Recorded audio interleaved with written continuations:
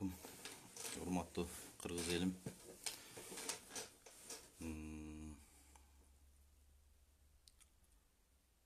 Бул ошол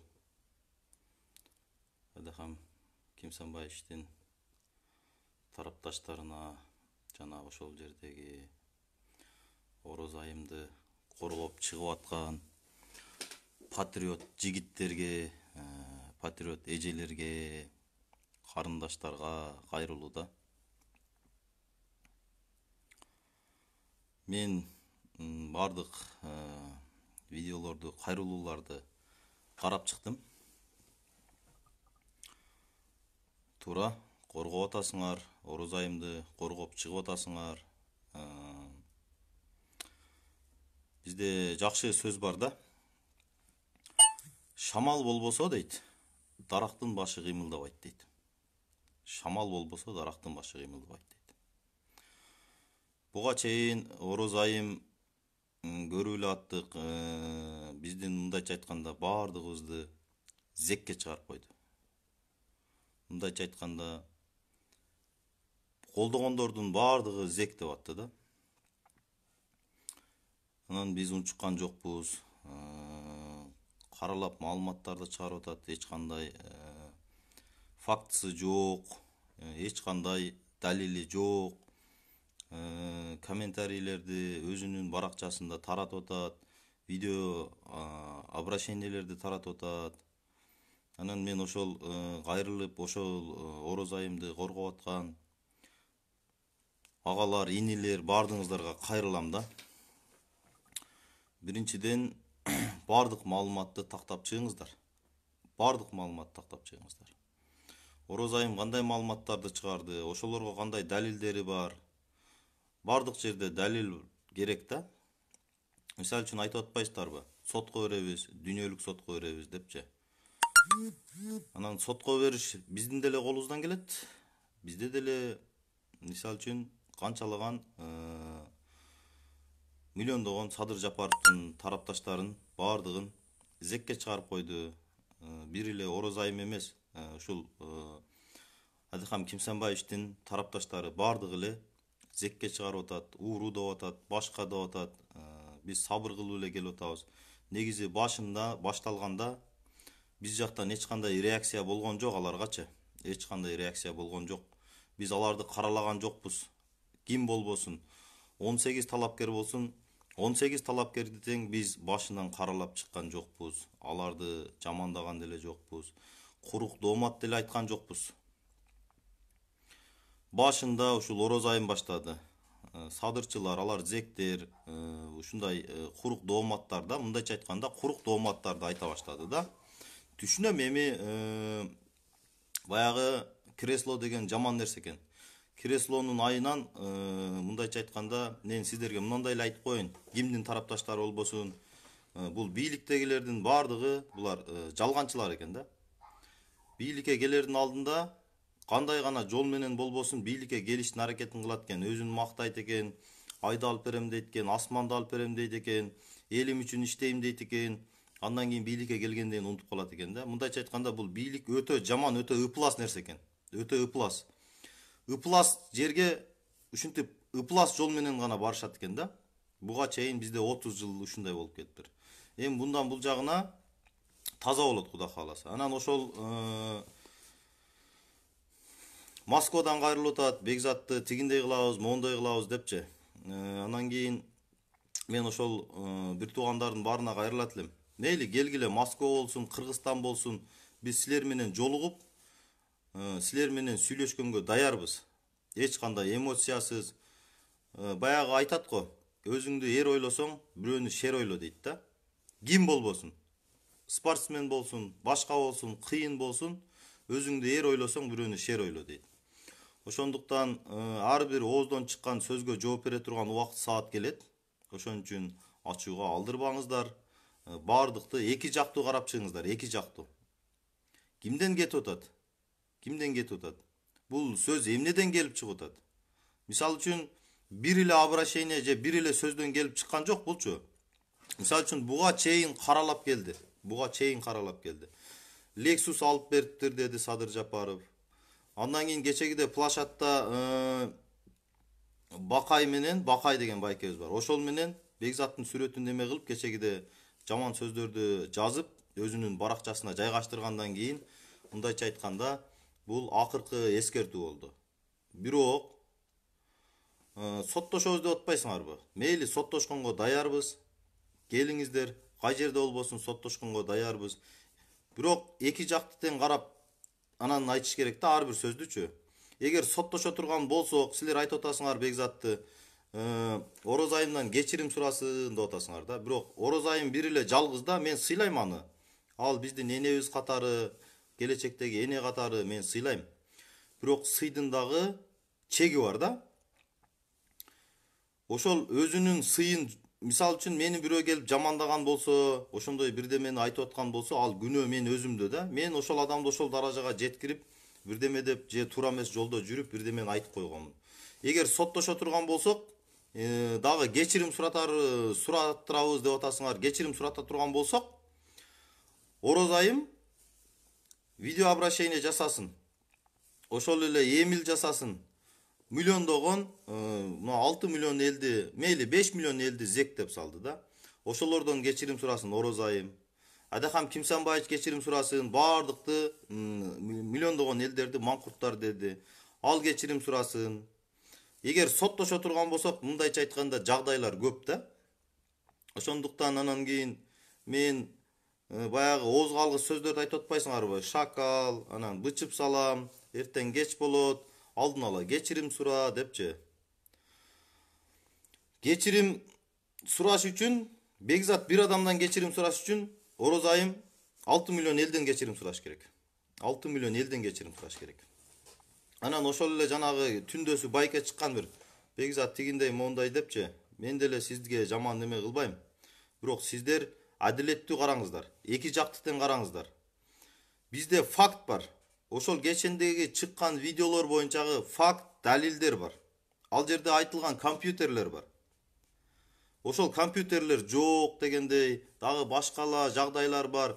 Факт, бардыгы факты менен болгону үчүн видео кечиндеги видео чыгып айтылган. Бирок биз ал факттарды чыгарып айта элекпиз. Ал фактыларды чыгарып айткандан кийин өтө кыйын болуп калат да.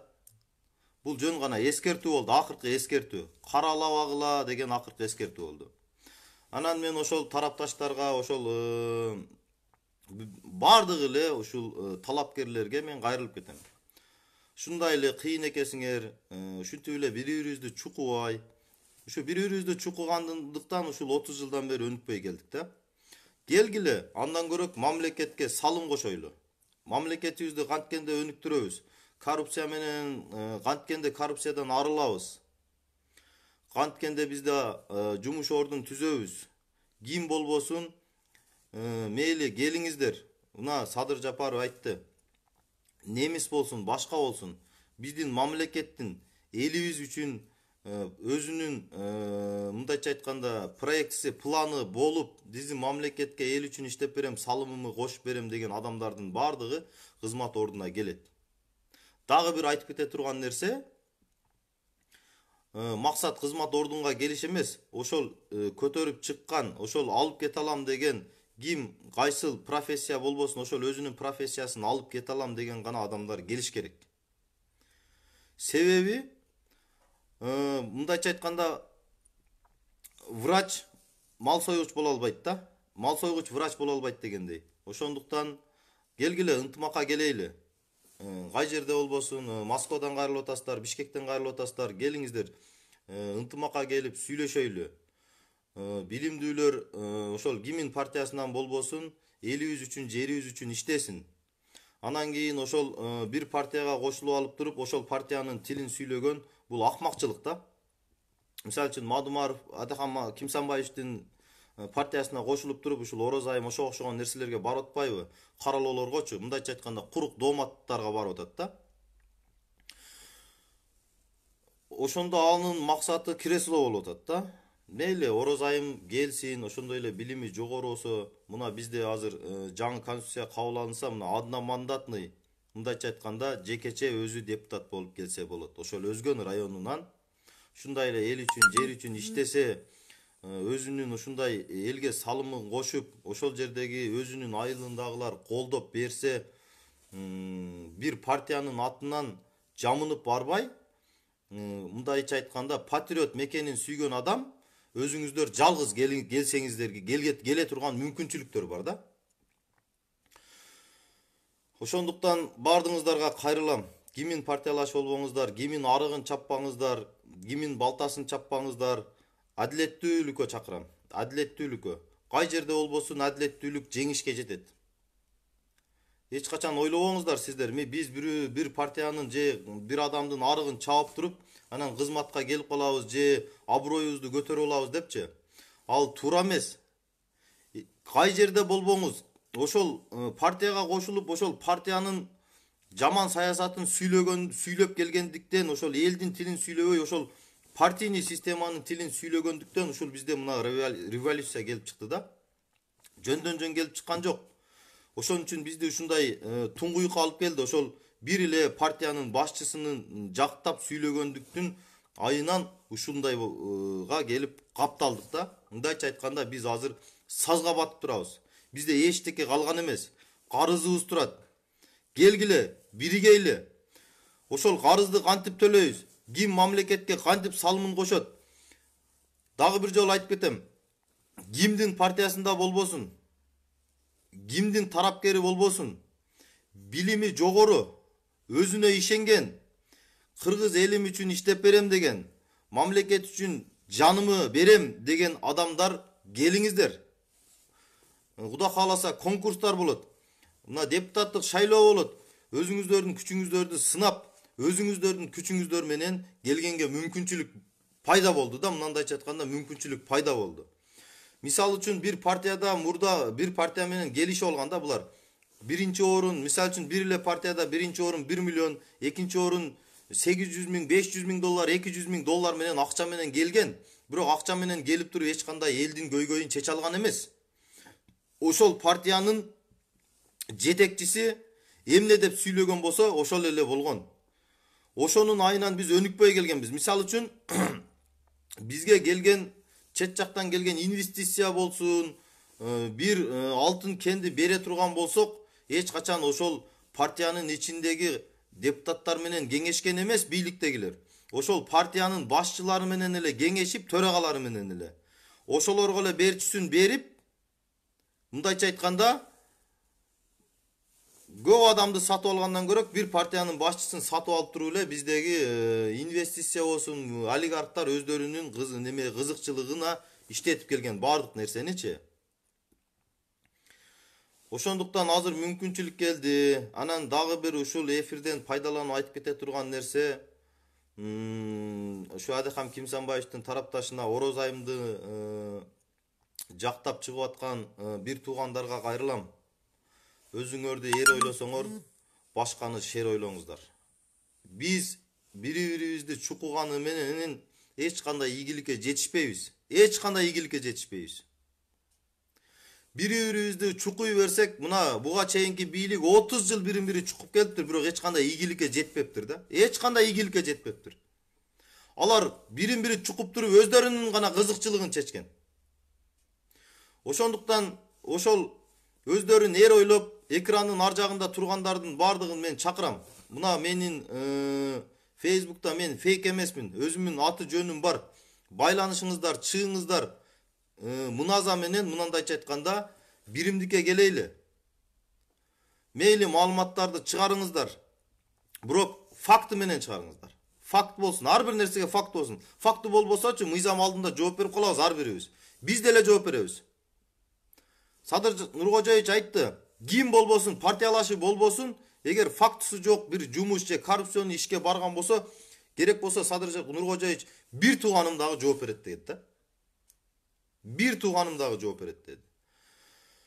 Ушуга далил катары менде көп маалыматтар бар. Ушу Садыр Нуркожоевич ким болбосун ушундай талапты коюп атыптыр. Өзүнүн партиялашы болсун, башка партиядан келсин, ар бир адамга талап коюп атыптыр. Эгер ошол тармакты тартып кете алсаң, келип иштегиле, кимиң болбосун, билимиң болсун, иштегиле. Эгер ошол тармакты тартып кете албасаңар жооп бересиңер деп атат экен. Жооп бересиңер деп атат экен. Ошончолук болот да. Бул адилеттүүлүк деген ушунчалыкка болот да. Буга чейин эч ким анткен эмес, кызматка келерде же бир жерди сурап барганда ушуну тартып кете аласыңбы, кандай проектиң бар, колуңан келеби, колуңан келбесе эртең жоопкерчиликке тартыласың деп буга чейин эч ким айткан эмес. Анан ушул эле обращениеден дагы бир жолу кайталайм. Ошол Москвадагы патриоттор, Кыргызстандагы патриоттор, силер дагы пендесиңер, Кыргызстандын жаранысыңар. Ушундай эле күйүп атсаңар, бир партия үчүн эмес, же бир адамдын жеке кызыкчылыгы үчүн эмес, мамлекет үчүн күйөйлү келгиле. Мамлекетибизде коррупцияны жоёйлу, мамлекетибиздин өнүгүшүнө жардам берейли. Ошондо мен сиздерди эсептейм, чыныгы Кыргызстандын патриоту деп. Бир партияны жамынып туруп бир жерге бийликке баргандан көрөктү барбай койгон жакшы. Мекенди сүйгөн, элим үчүн күйөм деген адам кайсыл партияда болбосун, ошол партиянын тилин сүйлөбөйт эч качан. Элдин көйгөйүн сүйлөйт, мамлекеттин көйгөйүн сүйлөйт, мамлекетке кызмат кылат. Ошондой түшүнүктү баардыгыбыз алып келишибиз керек. Эч кандай партияны жамынбашыбыз керек. Кандайдыр бир чиновниктин атын жамынбашыбыз керек. Мисал үчүн мага азыр көп маалыматтар келип атат. Көптөгөн маалыматтар келип атат. Баягындай мошенниктер пайда болуп тур, урматтуу кыргыз элим. Анан ошол баягы сотторго, прокурорлорго, УКМКга кайрылып кетем. Анан ошол эле губернатор, аким, райондун акимдери, айыл өкмөттөр, мындайча айтканда мамлекеттик жумушта отургандардын баардыгына кайрылуу жасайм. Азыр ушундай мошенниктер көбөйүп кетиптир. Сен мындайча айтканда могул жерде кадрды мен чечем деп өздөрүнө акча иштеп аткандар көбөйүп кетиптир. Ошолорго акчаңарды берип, кандайдыр бир жерге отурган болсоңуздар, бир жерди сатып алып аткан болсоңуздар адашасыздар. Алар эч кандай бийликке тиешеси жок. Алар Садыр Жапаровдун атын сатып, Камчыбек Ташиевичтин атын сатып, мисал үчүн бир райондо мен могул жерге мен жооп берем кадр боюнча, даже Ровуду, айыл өкмөткө чейин ушундай 20 миң, 30 миң, 100 миң, 50 миң долларга чейин алып, сен кызматыңда калгың келеби дегендей кылып, мошенниктер акча алып атыптыр. Ошолорго сатылбаңыздар. Эгер ошолорго сатылып акча берип кызматымда калам деген болсоңуздар, мындайча айтканда сиздер алдандыңыздар. Ошолорго алданып каласыздар. Алданбаңыздар аларга. Эгер ушундай эле чыныгы таза иштеген болсоңуздар, будан бул жагына эч кандай сатып алуу деген болбойт. Бир должностту сатып алуу деген болбойт. Билими жогору, элибиз үчүн, мамлекетибиз үчүн иштеген чыныгы патриоттор гана иштейт. Ал жерде сынактар болот, байкоочулар болот, ошолордон өткөн мамлекетибизге салымыбызды кошобуз. Ушундай менин проектим бар. Бюджетке ушунчалык салым кошуп 2 эсе көбөйтө алам деп өзүнүн күчү менен иштеген адамдар гана бийликке келет.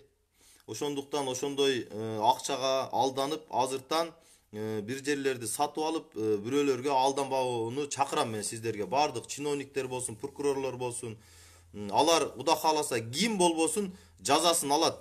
Алар ойлобосун, мен алдап туруп ушундай иштеп туруп, бир жака качып кетип калам депчи. Кай жака качып кетип калбасын, алар жоопкерчиликке тартылат. Ким болбосун. Кечеги деле көрбөдүкпү? Жанагы Мелис Аспеков деген кармалды да. Ал дагы ошол далили менен кармалды да. Эми ошого окшогон адамдар көп болуп атыптыр азырчы. Башка областтарда Ош, Баткен, Ысык көл, Нарын, ошондой башка областтарда ошого окшогон адамдар көп болуп атыптыр.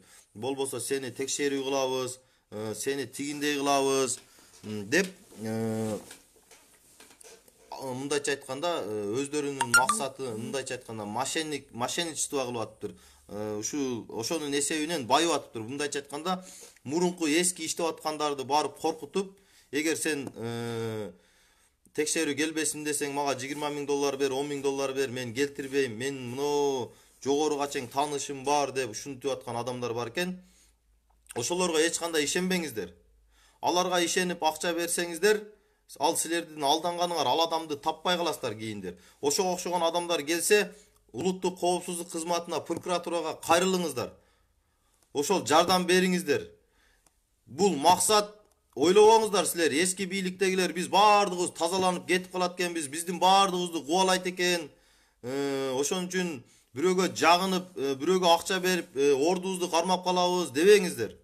Дебеңиздер. Себеби ошол эски кадрлардын ичинде дагы прокурор болсун, сот болсун, аким болсун, элибиз үчүн, жерибиз үчүн жакшы иштеген, мамлекетибизге салым кошкондордун баардыгы ошол жеңиште, ошол ордунда калат. Мамлекетке салымын кошуп аткан, таза иштеп аткан кадрлардын баардыгы калат, Кудай кааласа. Şu videolardan бардығын көріп атабыз, каралоолорду көріп атабыз, башкасын көріп атабыз, бирок биз сабыр кылып атабыз. Бардығын сабырдуулукка чакырам. Адакам Кимсанбаевдин тарапташтарын да сабырдуулукка чакырам. Каралоого чакырам. Сиздерди дагы мына алдыда келе жаткан депутаттык шайлоодо келип өзүңүздөрдүн күчүңүздөрдү сынап, өзүңүздөрдүн райондоруңуздардан Адакам Кимсанбаевдин гана эмес, бардык ушул президенттикке койгондордун тарапташтары ушундай эле элибиз үчүн, мамлекетибиз үчүн күйөткестер алдыда конкурстар болот, депутаттык шайлоо болот. Ошол жерде өзүңүздөрдүн күчүңүздөрдү көрсөтүңүздөр. Мамлекет бардыгыбыздан максат болсун, бардыгыбыз биригейли, биримдик менен бийик болобуз, Кудай кааласа. Бардык кыйынчылыкты жеңип чыгабыз. Бардыгыбыз биригейли, ким болбосун, биригип туруп ошол коррупция менен мамлекетти өнүктүргөнгө салымыбызды кошойлу, урматтуу кыргыз элим. Каралаган менен биз эч кандай ийгиликке жетпейбиз. Эч кандай ийгиликке жетпейбиз. Эгер мени бирөө чукуйм десе, мен аркаман дагы, мен өзүм аппак эмесмин. Может, мен аркамда дагы бир күнөө иштерим бардыр. Дагы бирөөнү чукуйбуз десек, онун аркасында дагы күнөө иштери бар. Ошон үчүн артка кайрылбай, алдыга карап умтулайлы, урматтуу кыргыз элим. Анан дагы бир айтып кете турган нерсе, эгер элдин акысын жеген адамдар болсо, элдин, мамлекеттин акысын жеген адамдар болсо, азыртан ушул амбициядан пайдаланып, мамлекетке төгүп бериңиздер. Бул амбиция кайра кайрылып келбейт. Анан ошол таза адамдар, мисалы үчүн, ар бир партияда колдоп жүргөн, биздин мекенди сүйгөн патриот адамдар көп. Ошолордун баардыгын бирге, биримдикке чакырам. Мамлекетке салымыбызды кошойлу, мамлекетте коррупцияны жок кылайлы, мамлекетти өнүктүрөйлү. Ошол максат баардыгыбыздыкы бир болсун, ошондо биз баардык ийгиликке жетебиз, урматтуу кыргыз элим. Анан бири-бирибизди каралабайлы, бири-бирибизге кыйын болбойлу, сени пычып салам дейт, сен эркек эмессиң дейт. Маселе эркек эместе эмес, маселе кыйындыкта эмес. Бардык адам кыйын азыр, бардык адам акылдуу. Бизде кандай гана маалымат болбосун, сразу эле жетет. Кыргызстандын булуң булчуңуна сразу эле жетет. Кимдин ким экенин азыр билип коюш 5 эле мүнөт. Мурункудай барып, айылына барып, айылдаштарынан сурап, издеп, убакыт кетирип отурбайсың азырчы. Азыр интернетке кирип туруп эле 5 эле мүнөттө кимдин ким экенин далилдеп коесуң да. Ошондуктан бири-бирибизди каралаганды токтотойлу. Анан мындай эки жактуу караганга чакырам. Кимдин партиясы болбосун, кимди колдобосун, эки жакты карап, анан анализ чыгарып туруп, анан видео обращение кылууга чакырам. Ошол факт болсун, факты болсо, ким болбосун, ийгиликке жетесиз, утушка жетесиңер. Анан бир адамдын тилине кирип туруп, мындайча айтканда, өзүңөрдү жаман жолго салып албаңыздар, өзүңүздөрдү жаман көрсөтүп албаңыздар. Мен дагы бир жолу айтам, ошол Ороз айым боюнча чыккан видеодо, Ороз айым боюнча чыккан видеолордо, Адакам Кимсанбаевич боюнча, Абдил Сегизбаев боюнча, ошол эле Канат Исаев,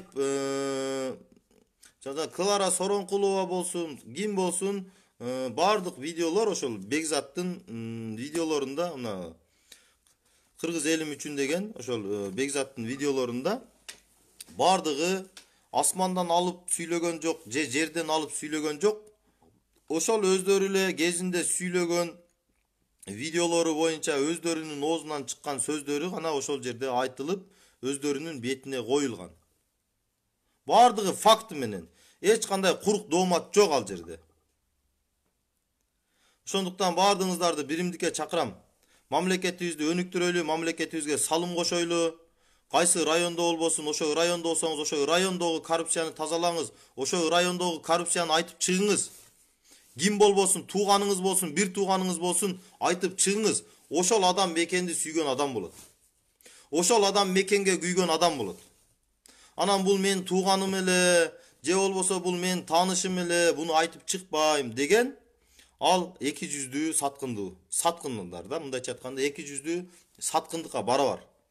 Бир адамдын жашоосуна караганда мамлекеттик иш 6 миллион адамдын кызыкчылыгы жогору турат. Ошондуктан ошо окшогон коррупцияларды баардыгын далил менен айтып чыгыңыздар. Мен сиздерден суранам.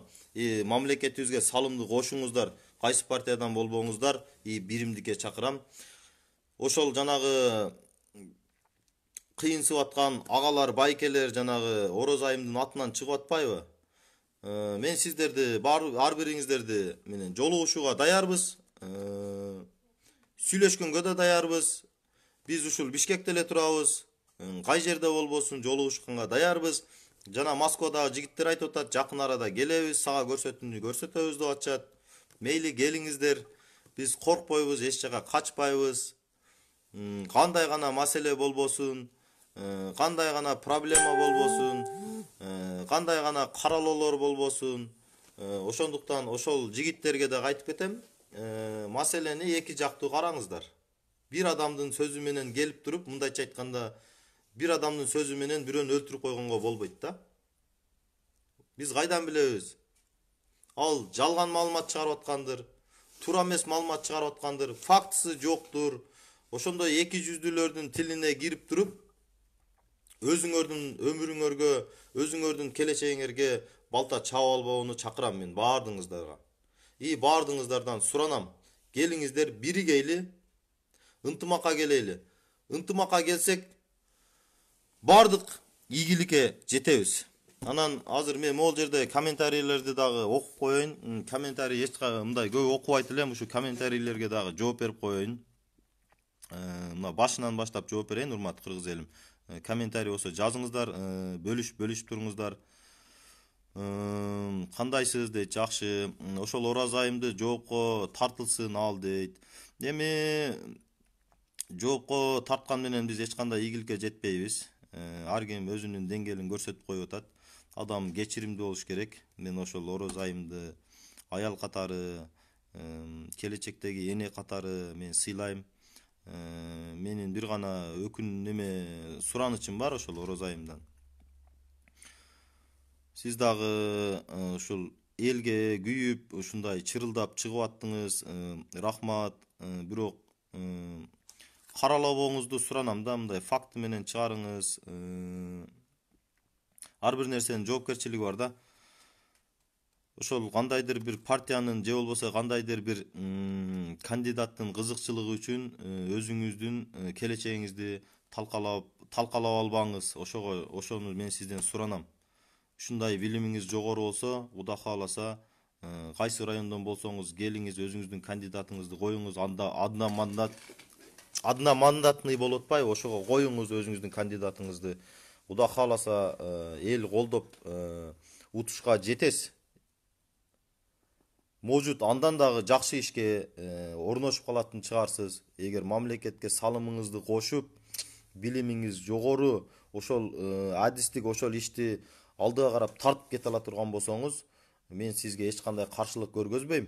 Наоборот, сүйүнөм, ушул кыз келип биздин мамлекетибизге салым кошуп атат, ушундай элдин көйгөйүн чечип атат депчи. Буну ар бирибизде ушундай түшүнүк болуш керек. Бул сен кече Адахамды колдоп жүрдүң эле, Ким Санбаевди, сен кече Курсан Асановду колдоп жүрдүң эле деген бөлүнүүдөн арылайлы. Себеби ошолорду колдоп жүргөн өтө билимдүү, мамлекетибизге салым кошо турган патриот эжелерибиз, агаларыбыз да бар да. Азыр комментарийлерге жооп берип атам. Оор туура айтасыз дейт. Рахмат. Ороз Айым баштаган баарын дейт, уяты жок, Кудайдан коркпогон эки жүздүүлөр алар дейт. Туура, Ороз айын баштаган башында каралоонун баардыгын эч кандай далили жок, эч кандай фактысы жок. Мисалы үчүн биз ойлодук эле шайлоодон кийин мындай сөздөр чыкпайт го десек, кечээ Ороз айымга мына видеодо түшүнбөй калбасын Адикам Кимсенбаевдин тарапташтары. Буга чейин каралап келген, биз унчукпай келгенбиз, ал фактыларды айтпай келгенбиз. Мисалы үчүн кечегиде ошол плашатта Бакай байке менен ушул Бекзат мырзаны экөөнүн сүрөтүн тартып скриншот кылып алганбы, өзүнүн баракчасына мындайча айтканда каралап чыгарып коюптур. Бөлүшүп турабыз, урматтуу кыргыз элим. Ассаламу алейкум дейт. Ва алейкум ассалам дейт. Бул Мадумаров, Калмамат Иса Абаев сыяктуу жана алардын тарапташтары дейт. Куйруктар дейт. Ичи бүт толо арам дейт. Булар силерге окшош жүрөгү таза патриот жакшы адамдарга жолобой ойлонуштуруп жатса керек. Жолобой эле алыс болушса экен дейт. Булар азыр ичи күйгөндөн кандай жамандык жасайбыз деп ойлонуштуруп жатса керек. Жыландар булардын жашылык күтүүгө болбойт дейт. Бир жагынан туура, анан бир жагынан булар кандайдыр бир кандидаттын же болбосо кандайдыр бир саясий күчтөрдүн куралы болуп калып атат да. Мындай эле айтайын мен сиздерге. Мен мисалы үчүн эч кандай партияда эмесмин. Мен мамлекетте бийликке ким адилеттүү, мамлекетибизди өнүктүрө турган, мамлекетибизге салым кошо турган, биздин Кыргызстанды алдыга карап тартып кете турган, коррупция менен күрөшө турган кимде ким болбосун, мен баарын колдойм. Адакам Кимсенбаевдин адамы болсун, Канат Исаевдин адамы болсун, анан дагы бир айтып кете турган нерсе, булардын буга чейинкилерин мен карап чыктым. Анан 30 жылдан бери ушул депутаттардын, кандидаттардын бир эл үчүн көкүрөгүн тосуп, биздеги ошол алтындар кетип атканда, Мегаком сатылып атканда, сатылайын деп атканда, андан кийин деле көптөгөн бизде таласта жер үй, башка алтын кендер, көптөгөн жерлер берилиптир. Ошол кезде ушул мамлекет үчүн иштесин, элибиз үчүн иштесин деп көкүрөгүн тосуп чыкпаптыр да. Мен ошолорго ушунчалык нааразымын. Мындайча айтканда, ошону айтып чыкканга аларда мүмкүнчүлүк бар эле. Мындайча айтканда алар коркоктук кылыптыр да, бизди куугунтук кылып камап коет деп. Мындайча айтканда аларда дух жок болуптур да ошол кездечи. Элин, мамлекет үчүн күйгөн адам эчтекеден качпайт, эчтекеден коркпойт, камасын, куугунтук кылсын. Садыр Жапаров эчтекеден корккон жок, эч ким менен келишкен жок. 100 миллион долларга сатып алабыз деди, алар менен да келишкен жок. Андан кийин дагы түрмөгө барып, ошол жаткан жеринде келишүүгө аракет кылышты, ошондо да келишкен жок. Ал жөнүндө айта берсек, эгер мен Садыр Жапаровдун өмүр баяны боюнча, ушул азап көргөнү боюнча мен ушунчалык көп маалымат алдым. Ошол нерселердин баардыгын эгер эл биле турган болсо, жүрөгүңүздөр чыдабайт. Мындай эле айтайынбы, жүрөгүңүздөр чыдабайт. Ошонун жообу катары эле мен мына Камчыбек Ташиев айткан бир интервьюлар бар да. Бул Садыр Жапаров темир экен депчи. Чынында бул киши темир экен.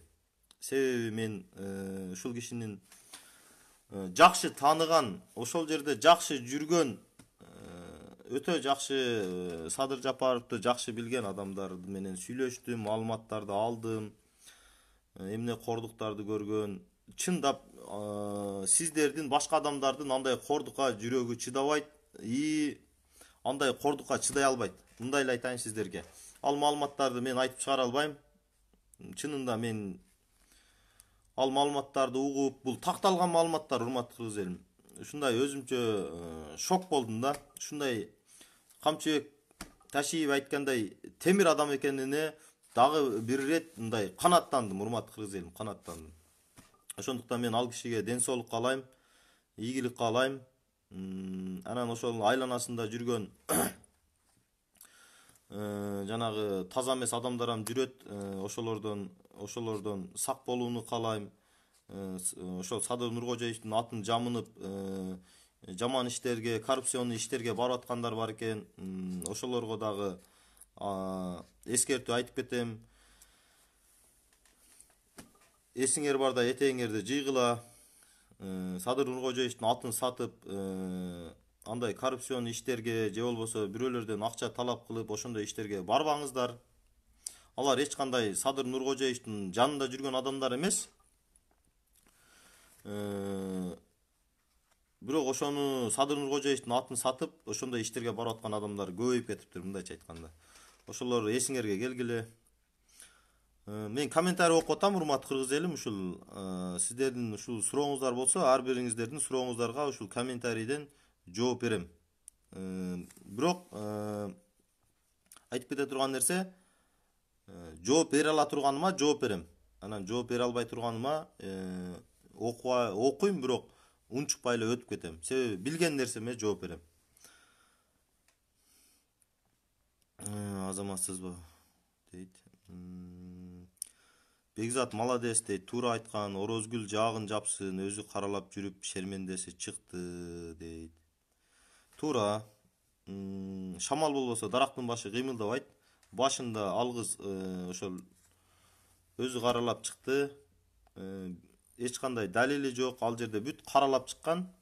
Бирок Бекзаттын ушул башынан чыккандан баштап аягына чейин ушул убакка чейин чыгарып келаткан видеолорунун баардыгында фактысы бар. Далилдери менен. Эгер соттошуп келе турган болсо деле, дүйнөлүк сотко бара турган болсо деле, Кыргызстан ичинде соттошо турган болсо деле, алар утулат. Алардыкы себеби курук доомат каралоо болгон да. Курук доомат да, мындайча айтканда. Хандын өзүнө окшогон арсыздар жаагын жапсын дейт. Бөлүнүп каяка барат экен арсыз акмактар дейт. Адахан өзү иттер, айырмасы жок, саткын дейт. Ошондуктан урматтуу кыргыз элим, бөлүнбөйлү, баардыгыбыз ынтымакта болойлу, кимдин партиясында болбойлу. Бирөөлөрдүн, мындайча айтканда, бирөөнүн жекече куралы болуп калбайлы. Себеби мага дагы көп адамдар байланышып, канчалаган адамдар бирге иштешкенге чакырышты да. Керек болсо баягы телефон аркылуу мен сүйлөшпөй койгондуктан ушул менин тааныштарым аркылуу ушундай иштешейли, сен бизге керек адамсың. Мындайча айтканда, алар өзүнүн максатына мени, мындайча айтканда, өздөрүнүн максаты, өздөрүнүн кызыкчылыгы үчүн гана, мындайча айтканда, курал катары иштеткиси келгендер өтө көп болду. Курал катары. Анан мен мага ошентип байланышкан адамдардын ар бири менен тактап чыктым. Бул ким, кандай адам, кай жерде иштеген, таза адамбы, чынында эле ошол адам менен иштешсе болобу деген ар бирин тактадым, тактагандарды тактадым, тактай албагандарды тактай албай калдым. Бирок бирине дагы иштешкен жокмун. Бирине дагы сатылган жокмун. Мен баардыгына айттым, эгер таза болсоңор, мейли, таза болсоңор, мамлекет үчүн күйсөңөр иштешкенге, мамлекеттин кызыкчылыгын жогору койсоңор, өзүңөрдүн кызыкчылыгыңардан жогору койсоңор, мен иштешкенге даярмын дедим. Ошон үчүн жанагы ушинтип Facebook'тан түз эфирде отургандардын, мисалы үчүн именно мен тааныгандардан ушул Бекзат Өмүрбеков эч кандай эч кимден акча алган жок, же болбосо бир мекенчил партиясында эмес. Бул кыргыз элибиз үчүн, мамлекетибиз үчүн күйгөн, адилеттүүлүк үчүн күрөшкөн бала. Адилеттүүлүк үчүн күрөшкөн. Ким адилеттүү бийликте мамлекеттин кызыкчылыгы үчүн, ким адилеттүү, мындайча айтканда 6 миллион элди жогору коюп өзүнүн кызыкчылыгынан 6 миллион эл үчүн иштейм деген адам менен иштешкенге даяр. Бекзатчы таза адамдар менен, мамлекеттин кызыкчылыгын жогору койгон, мамлекетке салым кошкон адамдардын баардыгы менен иштешкенге даяр. Мен деле даярмын ошондойгочу. Ассаламу алейкум дейт. Ва алейкум ассалам. Мухтар байке, сизге чоң рахмат. Ушул Мухтар деген байкебиз бар, ушул немеде да айтып кетейин. Бул дагы аксакал киши, ушундай кеңештерин берип турат. мындай фактылар менен баягы коррупционный иштерди боюнча бул киши ар жак бер жакка кайрылган киши экен, теги эле адилеттүүлүккө жетпеген киши экен. Эми Кудай кааласа адилеттүүлүккө жетебиз, бардыгына жетебиз. Сабыр кылыңыз, Кудай кааласа таза падыша келди бизге. Ким болбосун ушул адилеттүүлүккө жетпей жүргөн Кыргызстан боюнча энелерибиз, аталарыбыз бардыгыңыздар сабыр кылыңыздар. Кудай кааласа 1 жыл 2 жыл сабыр кылсаңыздар бардыгыбыз адилеттүүлүккө жетебиз. И адилеттүү өлкөдө жашайбыз Кудай кааласа. Ошого кайдыгер карап отура бербестен бардыгыңыздарды салымыңыздарды кошконго чакырам. Бириккенге чакырам. Эч качан бири-бирибизди каралап, бири-бирибизди жамандап эч кандай ийгиликке жетпейбиз. Наоборот, бири-бирибизди кетиребиз, өзүбүздүн абирибизди кетиребиз. Ошондуктан бардыгыңыздарды биримдикке, мамлекетибиз үчүн, эгемендүүлүгүбүз үчүн, Кыргызстаныбыз үчүн, жерлерибиз үчүн, тоолорубуз үчүн, сууларыбыз үчүн, эртеңки бизден кийинки кала турган муундар үчүн күрөшкөнгө аракет чакырам бардыгыңыздарды. Буга чейин биздин тарыхыбыз өтө чоң. Дүйнөнү дүңгүрөтүп келген кыргыз болгонбуз. Бизден керек болсо миллиарддаган кытайлар корккон. Ошол бизден корккон үчүн ошол чепти курган кытайлар. Ошондуктан аркадагы тарыхка карайлы ошондой дүңгүрөгөн тарыхыбызды дагы дүңгүрөтүп алып кеткенге салымыңыздарды кошушуңуздарды бардыгыңыздарды чакырам. Мындайча айтканда ынтымакка чакырам бардыгыңыздарды. Видеолорду бөлүшүп коюңуздар.